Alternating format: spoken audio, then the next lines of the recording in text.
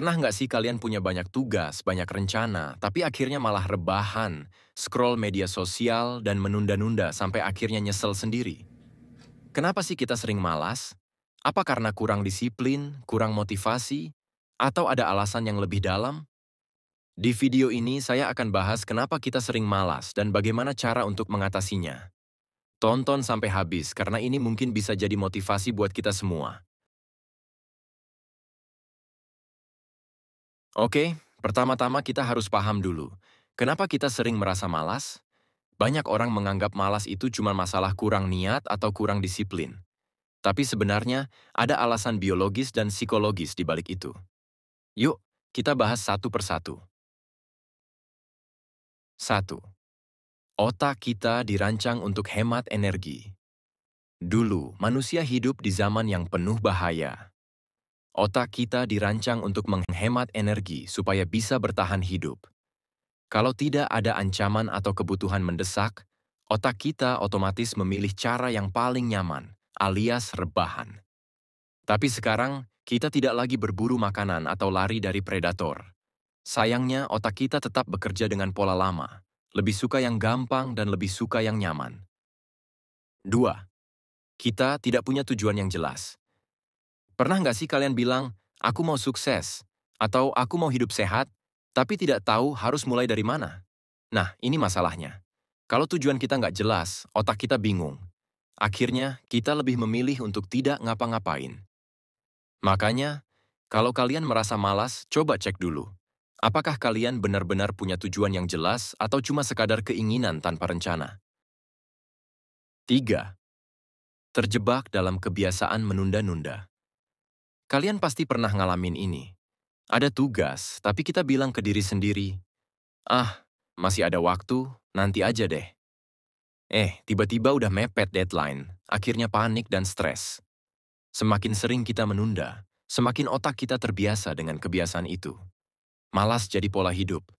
Lama-lama, kita jadi lebih nyaman dengan menunda daripada bertindak. 4. Kurang energi dan kurang istirahat. Terkadang, kita malas bukan karena kita tidak mau bergerak, tapi karena tubuh kita benar-benar kelelahan. Kurang tidur, makan nggak sehat, dan kurang olahraga. Semuanya bikin kita tidak produktif. Jadi sebelum menyalahkan diri sendiri, cek dulu. Apakah tubuh kita sudah cukup istirahat? Apakah kita makan dengan benar? Dan apakah kita terlalu banyak begadang? Setelah kita tahu penyebabnya, sekarang saatnya cari solusi. Bagaimana caranya agar kita bisa mengatasi rasa malas dan mulai bergerak? Yang pertama, mulai dengan langkah kecil. Jangan langsung mikir harus berubah drastis. Mulailah dari yang paling kecil. Misalnya, kalau mau rajin baca buku, jangan langsung target 50 halaman sehari. Mulai dari satu halaman dulu, tapi konsisten. Kunci utamanya, jangan fokus pada hasil besar, tapi fokuslah pada kebiasaan kecil yang bisa kamu lakukan setiap hari. 2. Pakai teknik 5 detik.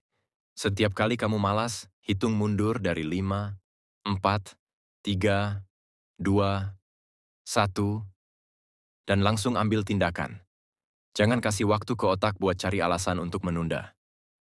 Teknik ini disebut 5 detik aturan dari Mel Robbins. Begitu kamu mulai bergerak, rasa malas akan kalah dengan momentum yang kamu ciptakan sendiri. 3. Ubah lingkungan. Jadi lebih produktif. Kadang kita malas bukan karena kita tidak bisa produktif, tapi karena lingkungan kita terlalu banyak distraksi. Kalau kalian kerja di kamar, tapi HP selalu di tangan, ya wajar kalau akhirnya malas scroll media sosial. Coba ubah lingkungan kerja kalian. Matikan notifikasi, rapikan meja, dan buat suasana yang mendukung agar kalian bisa fokus. 4. Tantang diri sendiri. Biar lebih seru, buat tantangan buat diri sendiri. Misalnya, selama 7 hari, aku tidak akan menunda tugas lebih dari 5 menit. Tantangan kecil seperti ini bikin otak kita lebih termotivasi karena kita merasa ada game yang harus diselesaikan.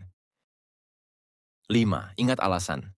Kenapa kamu harus bergerak? Setiap kali kamu mulai malas, ingat alasan kenapa kamu harus bangun dan bergerak. Apakah kamu ingin sukses? Apakah kamu ingin hidup lebih baik? Dan apakah kamu ingin membahagiakan orang-orang terdekatmu? Jangan biarkan rasa malas mencuri impianmu. Setiap detik yang kamu buang, semakin jauh kamu dari tujuanmu. Mulai dari langkah kecil. Satu perubahan kecil bisa membawa perubahan besar dalam hidupmu. Kalau video ini bermanfaat, jangan lupa like, share, dan subscribe, supaya kita bisa terus berbagi energi positif dan motivasi buat kalian semua. Sampai jumpa di video berikutnya.